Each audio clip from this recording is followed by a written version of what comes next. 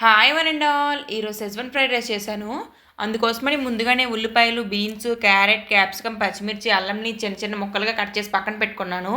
ఇప్పుడు ఒక ప్యాన్ పెట్టుకుని అందులో కొంచెం ఆయిల్ వేసి 2 ఎగ్లను మంచిగా ఫ్రై చేసుకున్నాను. ఫ్రై అయిన ఎగ్లని ఒక ప్లేట్లోకి తీసి పక్కన పెట్టుకున్నాను.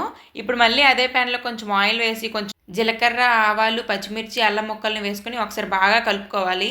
ఇప్పుడు అందులోనే ముందుగా తరిగి పెట్టుకుని ఉల్లిపాయలు, క్యారెట్, క్యాప్సికమ్, బీన్స్ వేసుకొని ఒకసారి బాగా కలుపుకోవాలి. కూరగాయ ముక్కల్ని 5 నిమిషాలు మగ్గించాలి. కూరగాయ ముక్కలు 5 నిమిషాలు అయ్యాక బాగా ఉడికిపోయిన తర్వాత ఇప్పుడు ఇందులోనే మనకు కావాల్సినంత రైస్ వేసుకొని 1 spoon vinegar, 1 spoon soya sauce, 2 స్పూన్లు సెజ్వాన్ సాసు, 1/2 స్పూన్ మిరియాల పొడి, కావాల్సినంత ఉప్పు వేసుకొని మొత్తం సాసులన్నీ కలిసిపోయేంత వరకు బాగా కలుపుకోవాలి. బాగా కలుపుకున్న తర్వాత సాసులన్నీ రైస్తో కలిసిపోయి రైస్ అనేది మనకి ఈ కలర్లో కనిపిస్తుంది. ఇప్పుడు ముందుగా ఫ్రై చేసుకున్న ఎగ్స్ని ఈ రైస్తో కలిపేసి మళ్ళీ ఒకసారి బాగా కలుపుకోవాలి. ఇప్పుడు స్టవ్ ఆఫ్ చేసి కొత్తిమీర వేసుకొని సర్వ్ చేసుకుంటే సూపర్ ఉంటుంది.